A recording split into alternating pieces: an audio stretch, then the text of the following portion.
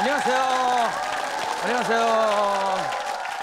여러분 안녕하십니까? 대한민국 대표 강연 토크쇼 소통과 나눔이 있는 이야기 소나기의 이용렬입니다. 인사드리겠습니다. 감사합니다. 어서 오세요. 고맙습니다. 네. 일각이 여삼추라는 말이 있습니다. 네. 정말 그 일주일이 10년같이 이렇게 느껴지면서 여러분 만나 뵙기 위해서 이렇게 기다렸습니다.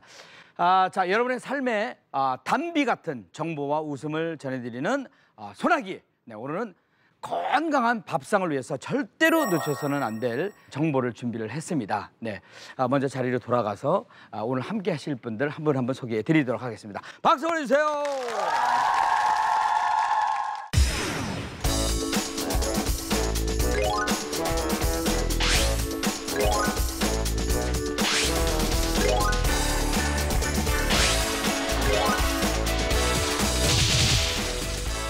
특히 이정섭 씨는 정말 미식가이자 한식 요리 전문가로 여러분들의 사랑을 받고 있는데 철마다 즐겨 먹는 그 반찬이나 요리가 아주 까다로우시죠?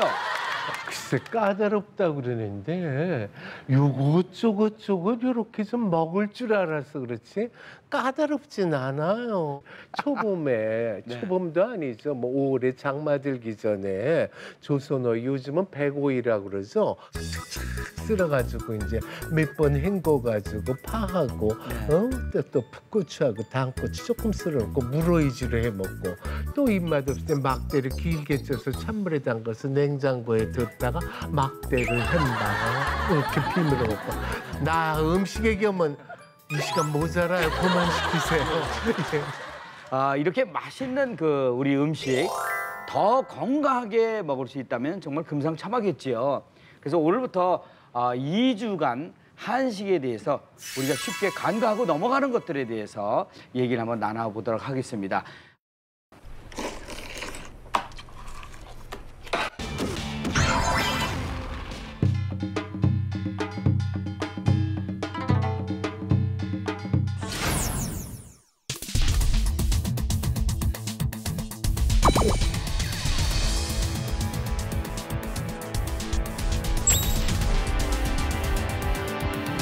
한식의 문제점을 너무 적나라하게 얘기를 하는 거니까요.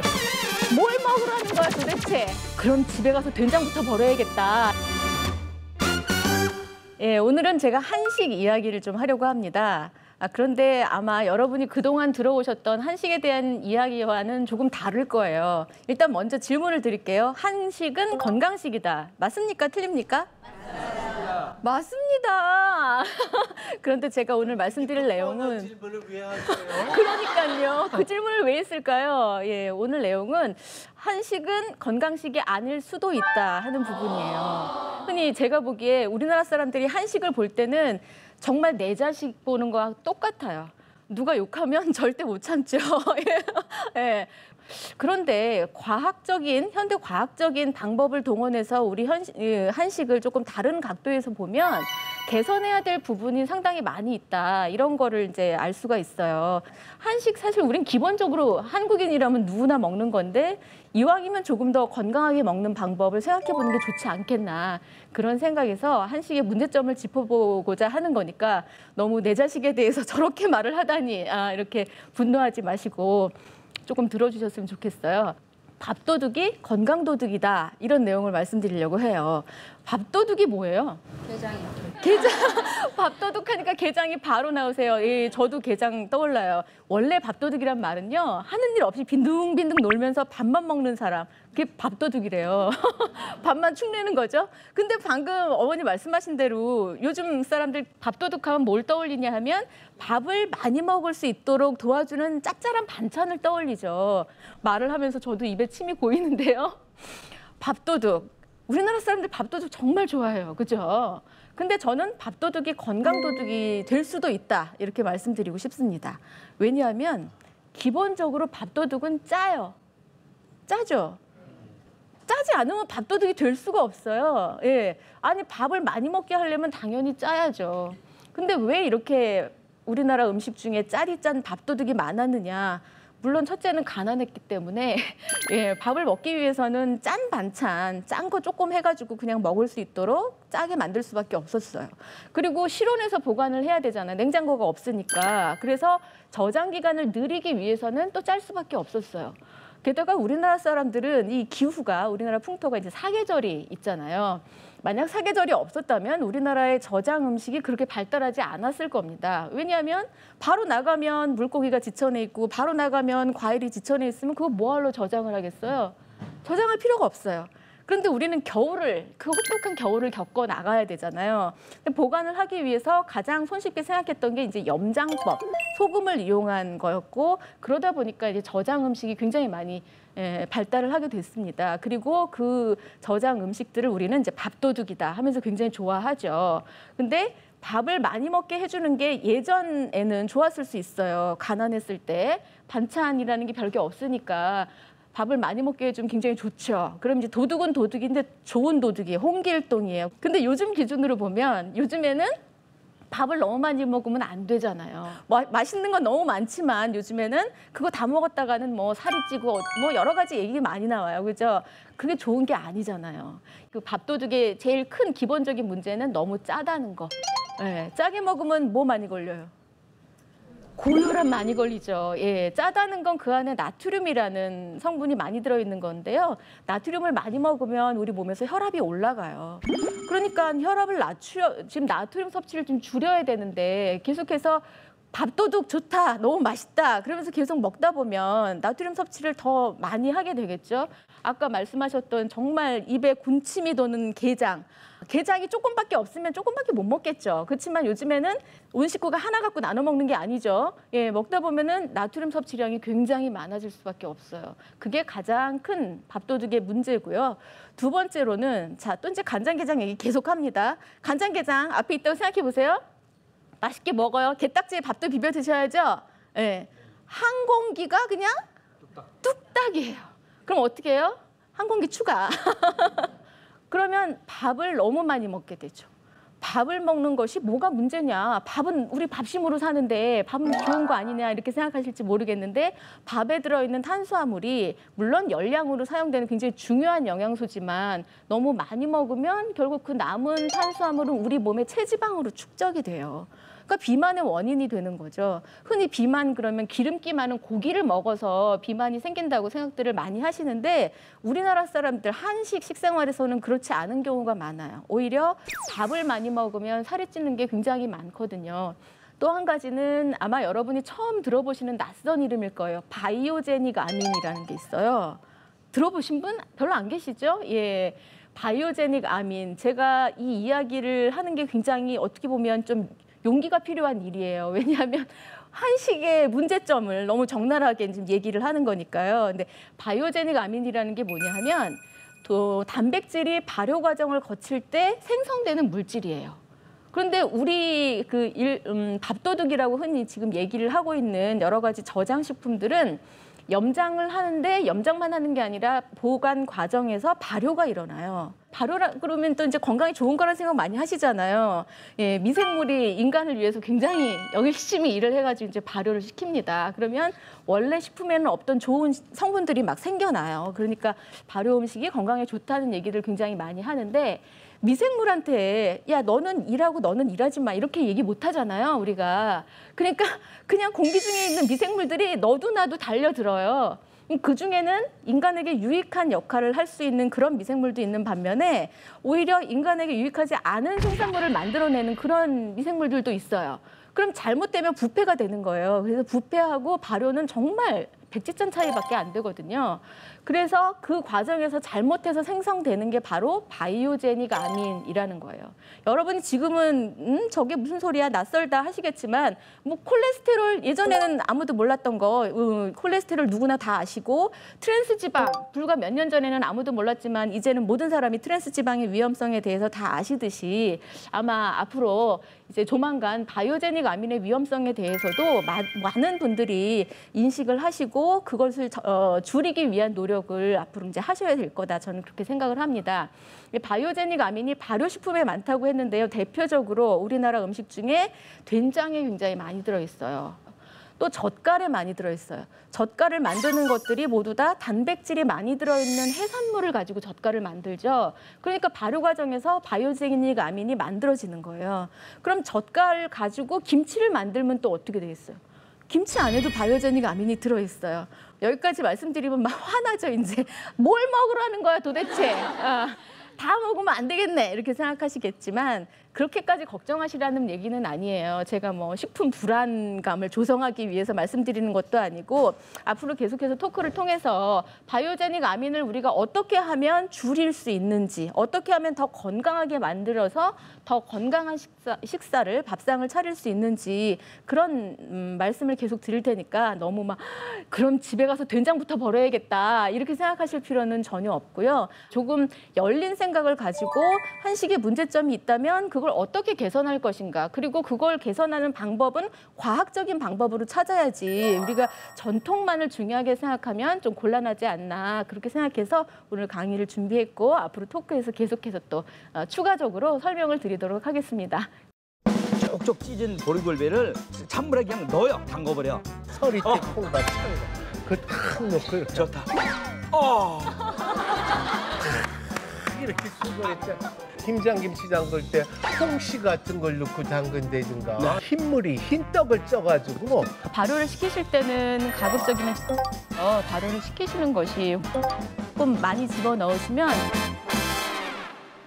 네, 잘 들었습니다. 밥도둑이 건강도둑이 될 수 있다. 이거 큰일 났습니다. 간장게장을 무지하게 좋아하는데 정말 앉은 자리에서 한 두세 마리는 그냥 뚝딱이거든요. 두세 마리. 간장게장 1인분에 들어있는 나트륨 양이요. 네. 3,000mg이 넘어요. 네. 그런데 실제로 WHO 권장량이 하루 2,000mg이거든요. 네. 선생님 조심하셔야 돼요.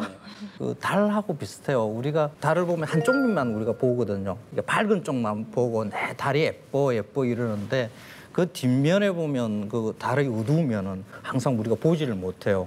근데 지금 그 이미숙 박사님이 이야기하는 게 한식에 그 아주 어두운 얼굴 부분이 있습니다. 조금 그 거북할 수 있어요. 사실 그것까지 알아야 사실 우리 한식을 좋아하는 그런 통로가 새롭게 열릴 수 있을 거다 그렇게 생각을 합니다. 근데 오늘 새로운 그 낯선 용어 하나 나타났습니다. 바이오제닉 아민이에요?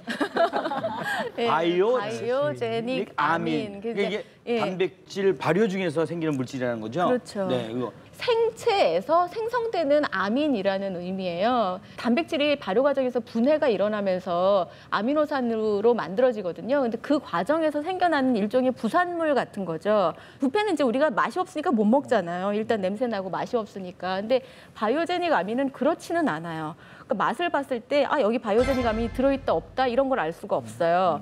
알게 모르게 위험이 줄 수 있다는 거 아니에요? 과다 섭취하면. 그 바이오제닉이라는 것도. 네. 구체적으로 어디가 안 좋습니까?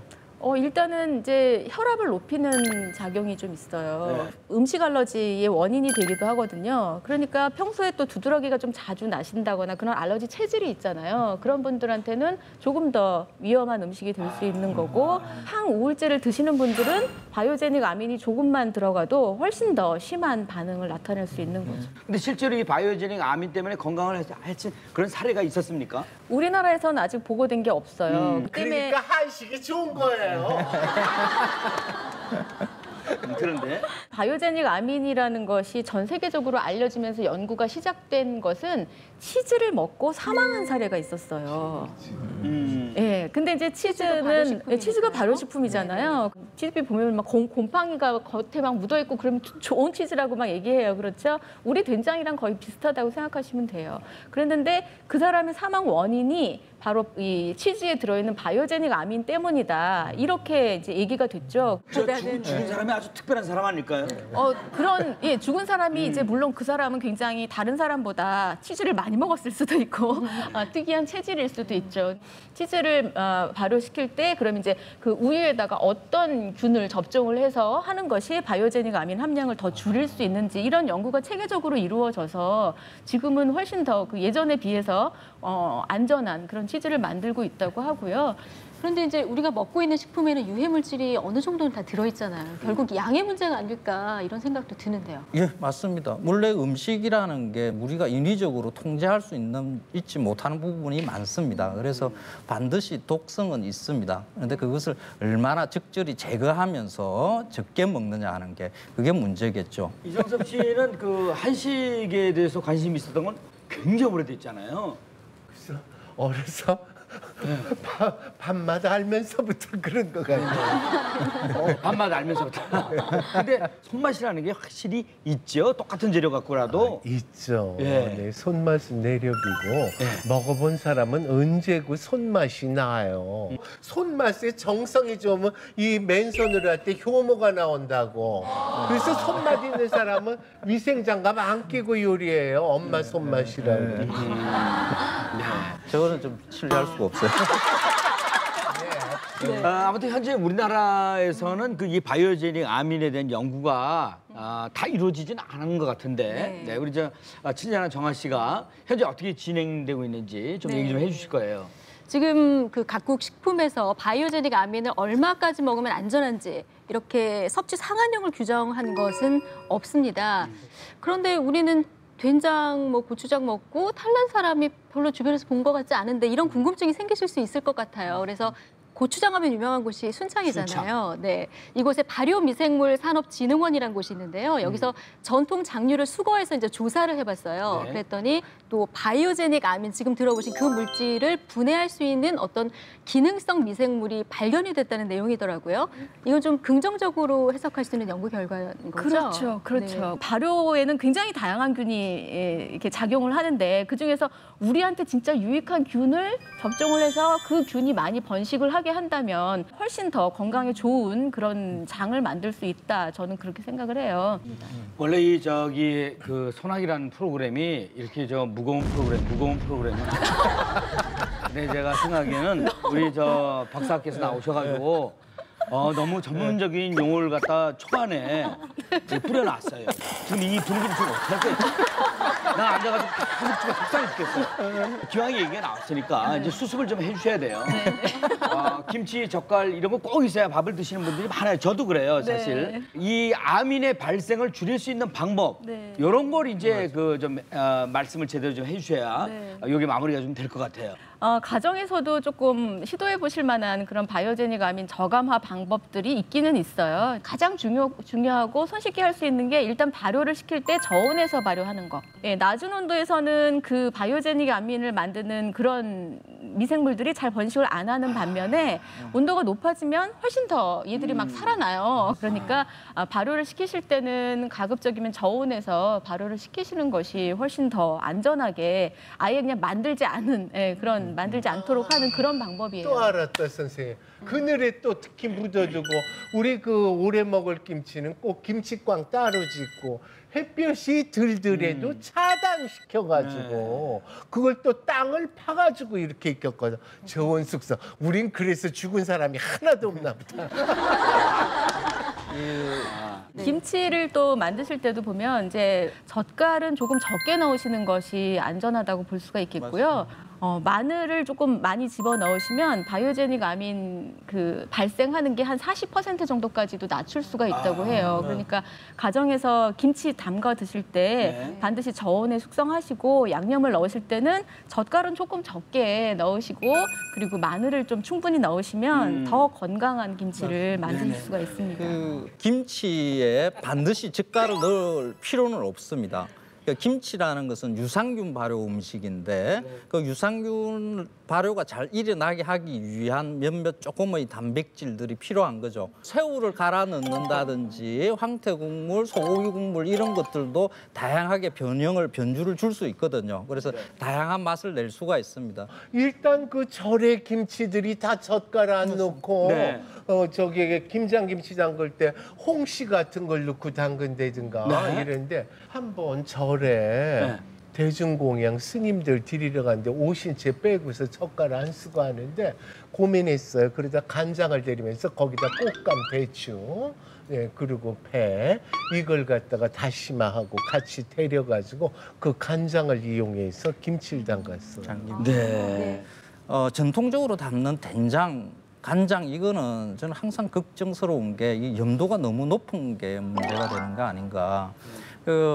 보통 장독대를 이 바깥에 이렇게 두는 것을 전통으로 여깁니다. 이 바깥에 햇볕 받고 이러면 그 상할 수 있으니까 바이오제닉과 관계없이 다른 잡균들이 들어가서 부패시켜요.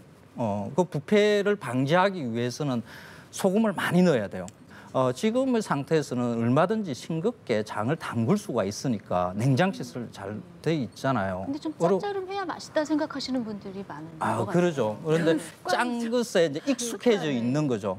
단기 발효 장들도 많거든요. 쌀, 보리, 밀 같은 이런 작공류와 같이 섞여 있는 것은 발효가 좀 빨리 일어나고 염도도 떨어뜨리고 우리의 전통 안에 있는 그런 단기 발효 된장 이런 것을 좀 더 활성화하는 그런 생각을 좀 해봐야 될 것 같아요. 네. 될 거예요. 두 분, 그리고 예. 된장 같은 건 너무 짜다고 생각하시면요. 이 쌀 같은 걸로 흰 떡을 쪄가지고 거기다가 이렇게 섞어서 냉장고에다 두면 그것도 같이 해서 싱거워지고 그래요. 그 방법 말씀드립니다. 그래서 지금 우리 방청객 여러분 또 시청자 여러분이 잘 이해를 하셨는지 우리 잠깐 쉬어가는 의미로 OX 퀴즈를 한번 해볼까요? 네. 지금 OX판 다 받으셨죠? 네. 문제를 이제 준비했는데 이제 문제를 내실 거예요. 네. 짠. 김치 상온에서 발효해야 제맛이다. 자, 자. O일까요, X일까요? 하나, 둘, 둘, 셋. 셋. 들어주세요. 네. O가 더 많네요. O가. 앞서 설명드린 건강에 좋은 김치, 그게 정말 제맛이다. 이렇게 생각을 하시면 저온에서 하시는 게 훨씬 좋아요. 맞습니다. 네. 그리고 김치는 신맛, 유산균이 나는 맛이기 때문에 차게 먹어야지 쨍 하고 시원하지. 맞습니다. 김치 뜨뜻하게 꺼내놨다 잡숴봐. 뜰버. 아니, 시원시원합니다. 네. 이게 저온에서 해야 맛도 나고 건강에도 좋고. 네. 자, 저온입니다. 자, 두 번째. 자, 두 번째 듣겠습니다. 네. 바이오제닉 아민은 끓이면 무해하다. 이번에는 대체적으로 이번에 X가 많으신데요? 월등하게 많습니다. 끓여도 없어지지 않아요. 만약에 끓여서 없어진다면 된장찌개 걱정할 필요가 없겠죠. 근데 끓여도 없어지지 않기 때문에 아예 발효 과정에서 만들어지지 않도록 컨트롤하는 것이 더 중요한 거죠. 줄이는 예. 게 제일 중요하군요. 네. 일단 없어져야 돼, 바이오제닉 아민은. 네. 자, 세 번째 문제. 짠. 장독대 햇빛 살균이 최고다. 네, 자 이번엔 O가 월등하게 많습니다. X는 몇 분 안 계시고. 이거는 X입니다. 예. 장독에 이렇게 햇볕을 보여주는 까닭은 곰팡이 특히 그걸 죽이기 위한 거거든요. 근데 그 곰팡이를 안 생기게 다르게 하는 방법이 낫죠.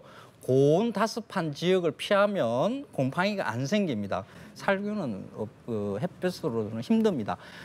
오히려 좋은 그늘진 곳을 한여름에는 그렇게 옮겨 놓는 게 더 좋습니다.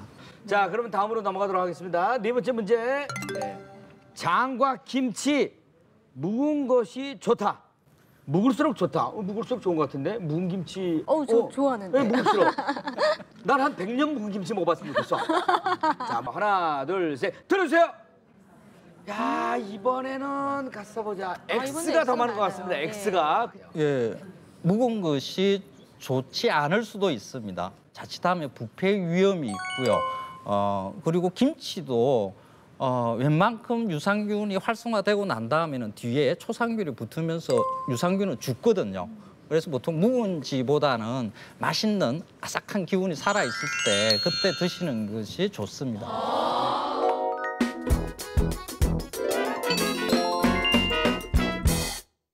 어쨌든 이 저 밥도둑이라는 명칭처럼 우리가 그 발효식품 또 절임 음식 이런 것 때문에 뭐 한 그릇 두 그릇 막 심지어 세 그릇 네 그릇까지 먹는 경우도 많이 있는데 일단은 당뇨 환자들이 가장 주의를 하셔야 될 부분이고요.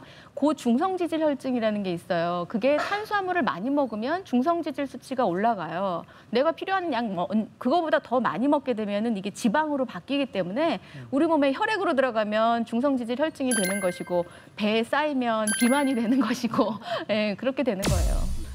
지금 우리가 너무 이제 겁먹는 얘기만 했으니까 그러나 한 번쯤은 한옥 가다 한 번쯤은 다 잊어버리고 밥도둑의 그 맛을 느껴보는 것도 괜찮다고 생각합니다. 그럼요. 입맛 나야지. 그래서 그런 의미로 돌아가면서 자기만의 그 밥도둑 반찬 하나씩 얘기했으면 좋겠어요. 나는 보리굴비 있잖아요. 선배님 보리굴비. 그 우리 아이들은 그 보리굴비의 맛을 몰라서 그게 얼마나 고마운지 몰라요. 달라 그럴까 봐.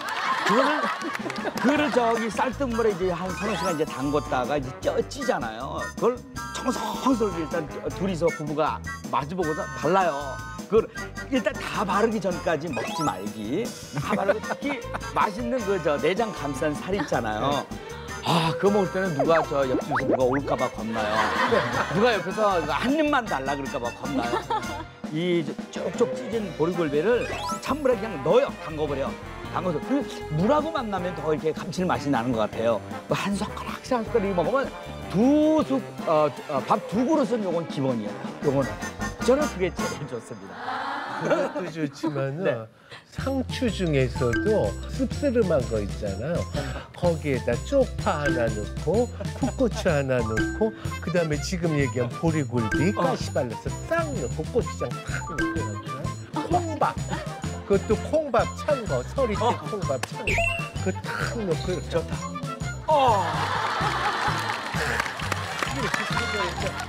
자, 이제 한 사람 안 나왔어요. 이제 우리 저 그 박사님 얘기를 한번 들어보도록 하겠습니다. 저거 다 잊어버리고 잠깐만 잊어버리자고요. 너무 겁나는 얘기를 너무 많이 했어. 근데 저걸 다 잊어버려도 저는 밥도둑을 싫어해요. 밥도둑을 싫어해요. 네, 왜냐하면 저는 밥을 먹을 때 잠깐 놀자 그랬더니 또 딴 데로 가고. 그리고 밥까지 끼싹거리게 생겼지 함스럽게 먹음직스럽게 안 먹게 생겼잖아. 우리 사모님들하고 좀 틀리게 생겼다. 묻는 게 잘못이었어. 근데 우리나라 음식이 반찬 가짓수가 많기는 많죠. 한국인 특유의 뭐 정을 나누는 뭐 네. 이런 것이다라고 보통 이야기를 하는데 사실 조선에서도 그렇게 반찬들 많이 깔고 먹지는 않았습니다. 뭐 양반들 임금이 뭐 12첩 반상을 받았네 어쩌네 하지만은 실제로는 그렇지 않습니다. 문헌에 나오는 것 임금의 밥상도 7첩 정도 이상은 못 넘어갔고요. 지금처럼 뭐 특히 한정식집 가면 뭐 한 30여 가지 반찬들 다 오르지 않습니까? 그거? 이거는 일제 강점기 때 그 기생집 아시죠? 요정. 그 음식에서 비롯한 것이거든요. 가장 이상적인 반찬 가짓수라면 어느 정도 생각하고 계시는지요? 저는 식판이면 충분하다 이런 얘기 가끔 하는데요. 근데 이제 균형이 맞아야죠. 그게 어떤 분이 그러더라고요. 하루 한 석 달 정도만 마음껏 먹되 밀가루 들어간 것만 먹지 마라. 그러면 석 달 동안 자기가 먹고 싶은 거 마음대로 먹어도 살이 빠진다 그러더라고요. 근데 찾아보니까 전부 밀가루가 딱 들어가 있더라고요. 보니까. 흥경 씨 어떻습니까? 우리나라에 밀가루하고 설탕이 들어온 게 언제부터예요? 밀가루는 아주 귀했어요. 보통 뭐 과자 만드는 한과의 그 쓰는 밀가루 이 정도만 썼었죠. 칼국수 이러면 뭐 조선의 양반집에서나 가서나 먹을 수 있는 그런 음식이었습니다.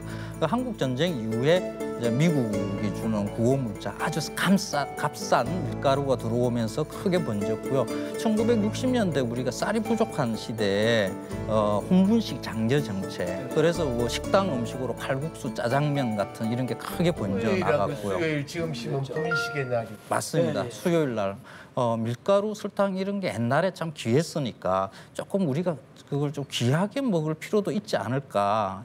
그러면 좀 건강을 좀 챙길 수 있지 않을까 이런 생각도 해봅니다. 네.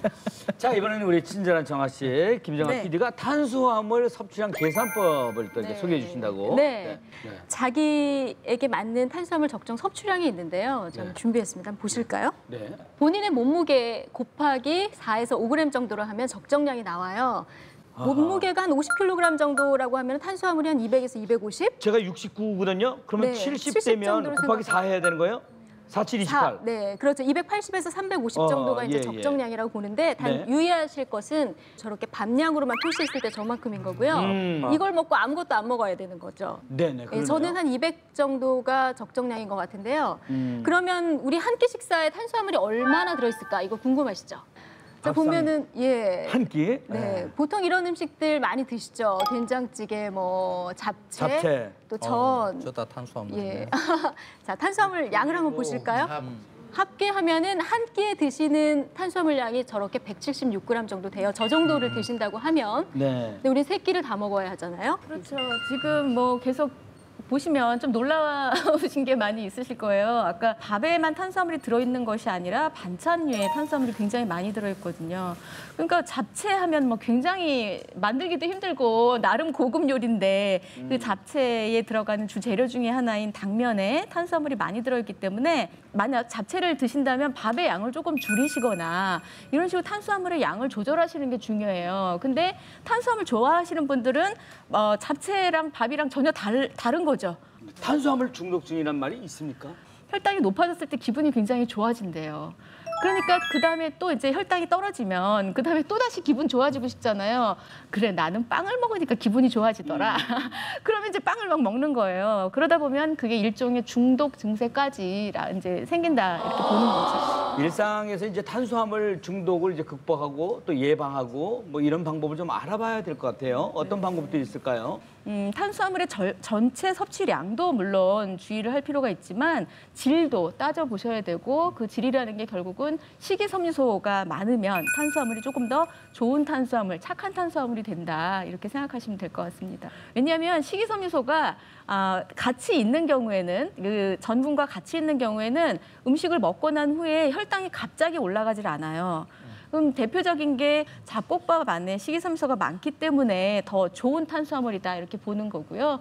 어떤 분들은 과일은 달기 때문에 이거 먹으면 안 되는 거 아니냐 또 걱정하시는 분들도 계시는데 식이섬유소가 많이 들어있기 때문에 크게 걱정하실 필요가 없고요.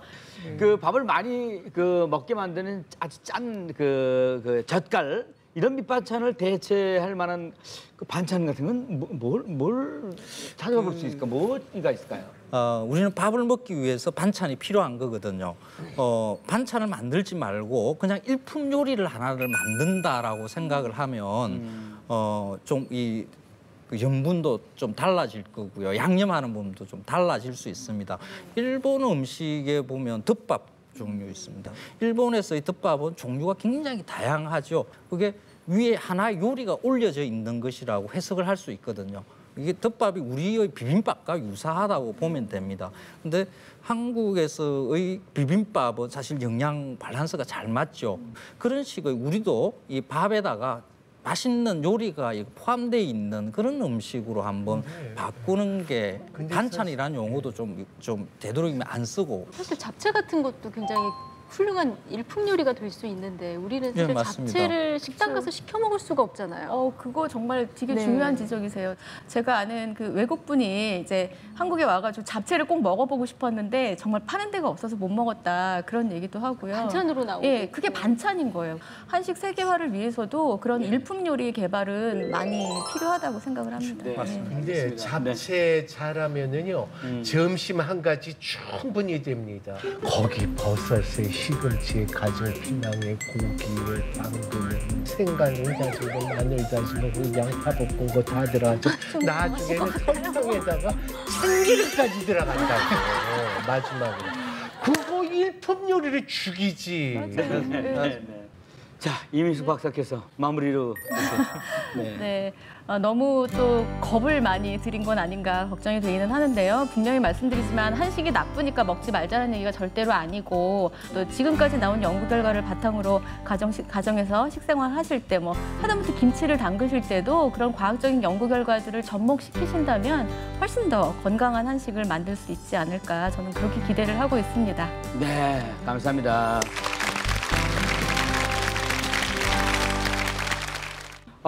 히포크라테스 선생께서 이런 말을 했다고 합니다. 음식으로 고칠 수 없는 병은 약으로도 고칠 수 없다. 그럼요. 그만큼 우리가 먹는 음식이 건강에 얼마나 큰 영향을 미치는지 깨닫게 되는 그런 말입니다. 자, 오늘 한 줄 정리를 하자면요. 최고의 밥상은 접니다. 접니다. 제가 아니라 접니다. 낮을 저. 건강한 한식을 위한 낮춤의 미학. 발효식품은 저장 온도를 낮추고 탄수화물도 줄이는 그 밥상으로 진정한 건강식을 챙겨보는 음식이 아닐까 싶습니다. 유익한 정보와 웃음을 전하는 소나기. 자, 오늘 여기서 끝 인사드리겠습니다. 대단히 감사합니다. 고맙습니다.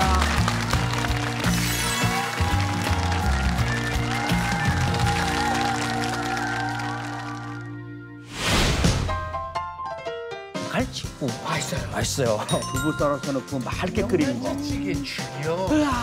일단은 국을 즐겨 먹지 않으시면 한 500년 사세요, 500년. 그 동초국 끓일 때는 조개살, 국 끓일 때는 마른 새우 넣고 국을 슴슴하게 끓이세요. 국물 요리를 드시면 혈압뿐만이 아니라 다른 문제가 또 생기는데 소화에도 별로 국이 좋지 않다고 봐요. 나 싸구려서 못 먹겠네, 진짜. 좋지 않고.